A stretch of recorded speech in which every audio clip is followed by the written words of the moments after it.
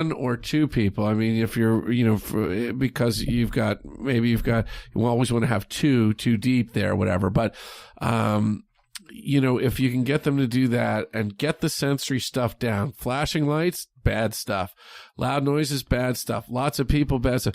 Two calm people, and then try and understand, try and guess, intuit what's the routine, what the coping mechanisms, and then don't get in the way of the coping mechanism, for goodness sakes. I mean, if the way that person deals with something is a fidget, taking away the fidget is a mistake, right?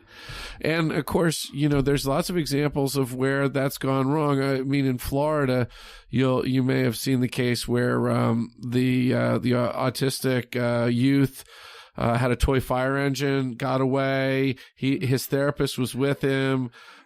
Somebody misread the situation, called the police. Actually, the therapist was shot in that situation, right? And part of the reason why is the police officer thought that fire truck was a weapon. Well, you gotta, it's hard, I know, but you gotta be in tune with the fact that maybe there's a coping mechanism there that's not what you think it is. I don't like to jump on the bandwagon because the media just sensationalizes stuff, and it's like we talked earlier, there's two types of news, bad and horrible, and I couldn't avoid that case because people kept asking me about it, kept coming up, and I like to take my time after the fact and research them, and I read into it, and it was like the deeper I dug, it just got worse. Oh, it got worse. Yeah, that was a tough one. And a police officer, I think, said something to the effect of, "Oh no, I wasn't shooting at you. I was shooting at the kid." I wasn't aiming at the therapist. I was aiming at the kid. Well, okay, that's even worse. That's even worse. That's tough stuff. But you know what? The thing is that we don't give this is a huge and growing part of our population, right? And we're not putting together the training. There's more of it happening now. Unfortunately, a lot of the trainings that are being put together for emergency services personnel are being put together by, profit-seeking enterprises or whatever versus coming really from the community. I mean, that's one of the reasons why we're trying to get our autism-friendly training around, because, we come from the community. We want to share it with, with first responders to help them, because this is a population they're going to deal with. And I want to point out, too, we talked about the example of the kid that was in the exact same location, but in a different building, identical building. And so that child was following their regular pattern. But we've been also talking about fidgets and sensory overload. A lot of people will be maybe familiar with autism through the Forrest Gump movie. In one scene, Forrest just starts running, and he runs and he runs and he runs and he runs. Well, my son is an eloper, and he'll run like that. And when he's running like that, he actually doesn't know where he's going. And we've had a number of interactions with various local law enforcement and others to try and help locate him. We haven't gotten to a need for search and rescue yet, thank goodness. But the point is that when he's overwhelmed with that need to run, he just runs. And he'll go and go and go. So the other side to the very predictable example you gave is the completely unpredictable side. And understanding if you've got one of those sensory kids that maybe needs that and is just reacting to physiological input and not using any brain at all is important, right? And how do you get this education to first responders? It's tough stuff. It's a lot to understand, but it's a big part of the population. And again, it's coming at us. Do you do anything with your son with any kind of tracking device or anything? Yeah. So the trick here is that these kids that have sensory issues, often are bothered by even a tag or a label or certain kinds of fabric. So one of the challenges with tracking devices is you have to wear them. Right. And a lot of them are bothered by wearing the device. But we have a little tracker. We're going to try a wristwatch one that was an Indiegogo type thing that has a phone connection in it that I participated in that just showed up. We'll see if he'll wear a wristwatch. What do you use now? The one we have now is, it's called Amber Alert, and I think you can get it through, almost any of the cell phone providers. It's about $10 a month on your cell phone plan, and it's about the size of a Matchbox car. So, for the most part, he doesn't notice it. If I stick it in his pocket, I'll often buy him cargo pants, so I have an extra pocket that he doesn't use to slide it into. But, if he's leaning on it or something, the button will set off the panic and stuff. So it's not a perfect world. And of course, for it to work, it does require a cell signal and a charged battery. Well, could I suggest to you that it's not a perfect solution, but it's a good adjunct to that is a tile device in the shoelaces? Oh, yeah. Because that, once you announce that you want it to be found, it'll be picked up by similar. So it's not constant monitoring, but it'll say he went by here, he went by here. It's got a year battery life. You can hide in the shoelaces pretty easily. Yeah. We do actually use that. We don't use tile. We have I can't remember what the one is that we got, but yeah, and they are on his bags and shoes and stuff, and we have his name tags on there. And you're right, they're certainly another. It's not proactive. The challenge is when you're a parent and the kid's gone, you want to be able to just look at the app and know where they are, and the tile devices are they don't good do backup, that. But they're not quite that good yet. Listen, we're going to get there. I think the miniaturization of technology and the lengthening of battery life will eventually get us to a tiny little thing that, and the smaller they get, the easier they're going to be to get them to keep on. I was with my godchildren, and I was somewhere, and I had to watch my goddaughter. And so, being is the nature of my business, I'm extra paranoid, and I figure I had it locked down. I mean, I'm scoping out the lot like the president's coming and everything, and we're good. Nothing's here. And I turn around, and she's gone. And we're in the middle of a field. I'm like, oh, come on. And there's nowhere for her to go. And what happened was she was hiding behind me and kept turning with me and thought it was funny. Oh, there you go. And I completely panicked. She got you. And every ounce of training and everything I'd ever done just rolled down my leg and just went to the earth. And I was just, an incoherent parent that just wanted to yell for help. Yeah. Classic. But it's really hard to keep your cool, right? When it's you.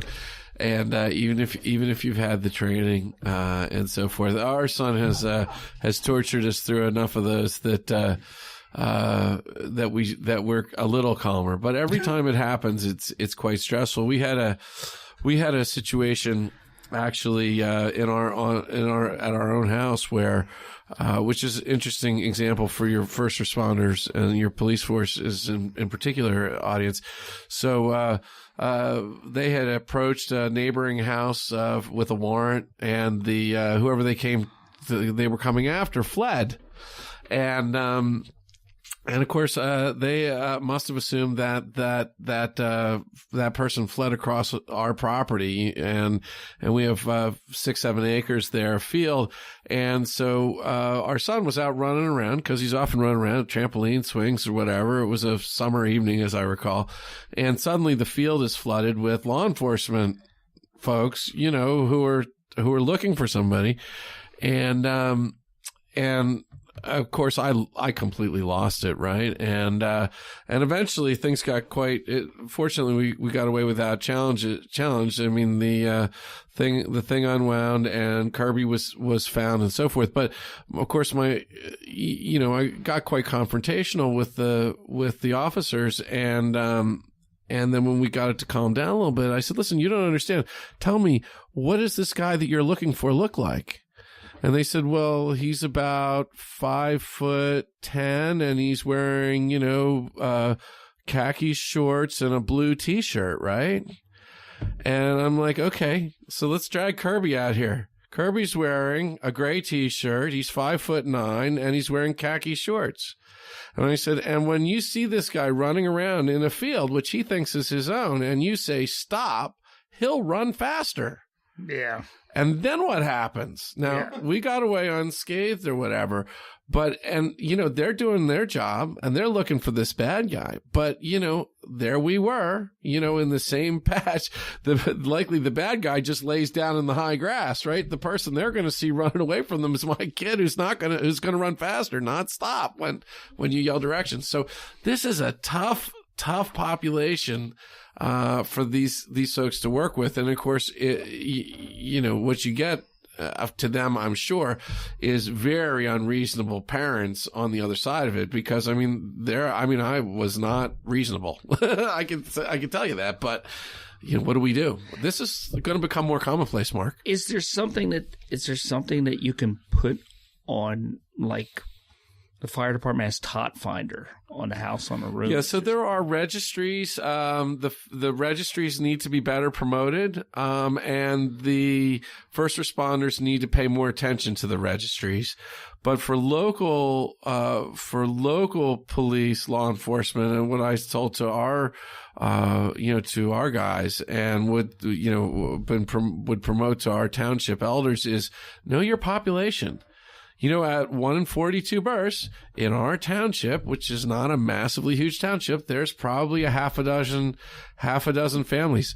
Spend the money to send a questionnaire card to everybody in your jurisdiction. And I guarantee you, if I get that, I'm filling it out and sending it back. And if you know the 8 houses, then it's easy to come to the door and say, is your child inside? We're looking for somebody. What's happening? You know, I mean, it's very easy to approach the house and find out what's going on, and then, you know, use the radios to say we have to modify our approach because there's somebody out here in the mix that's not what we think. Right, and it's tough too, because you don't want to, while you want to make people aware of the needs, you don't want to make the person a target, you know. And I often worry about that when we are missing children, that you have people that go missing repeatedly, and I often worry, are we setting up somebody to be a target for somebody to snatch them because they know this child cries wolf in a missing child thing? And there's a fine line that there is no automatic way to do it. There's no, it's got to be a case-by-case basis down at the end. There's got to be a human in there. That can't just be an algorithm. Yeah, you know, you have to be able to deal with figuring out and managing risk. I think it's a trick. My personal view is that modern media has conditioned us to believe that there's, you know, this army of child snatchers out there that are just waiting to snatch up every loose child that comes along. I can't tell you how many times my older son, who's not and does not have autism, was returned to me in the grocery store by angry mothers and so forth, because I let him, you know, go across the breadth of the store to use the bathroom by himself, which, you know, was just his early way of demonstrating some independence. So I think we can get quite irrational about how big a risk that is. On the other hand, when you've got somebody with reduced neurological capacity mixing it up in a law enforcement situation, there's a lot of different variants of where things get off the rails, right? And that's tricky stuff. I think that it can be a fine line, because statistically, and people will argue this with me, what you said about the child snatchers and all, it doesn't happen that much. When you look at the statistics at the end of the years, most children, for better or for worse, are abducted by parents or family, and it's usually part of a custody thing. The ones that are unfortunately abducted by strangers are, while tragic, they're not the norm. Right. And we gear up for the worst case scenario. Right. The media has us. That's why when you send your kid across the store, and somebody says you're a bad parent. No, you're trying to raise an autonomous child. Right. You know. But thank you. And, you know, if there's use this as you can to help you, and if we get any contacts about it, we'll refer them to you. And got the website and everything, and hopefully it helps. It's been a real pleasure being here with you today, Mark, and with the folks at the station, and thank you for having me. Sure. That was a long after show. He's an interesting guy. All right. Thank you, everybody, for listening. If you if you did listen that long.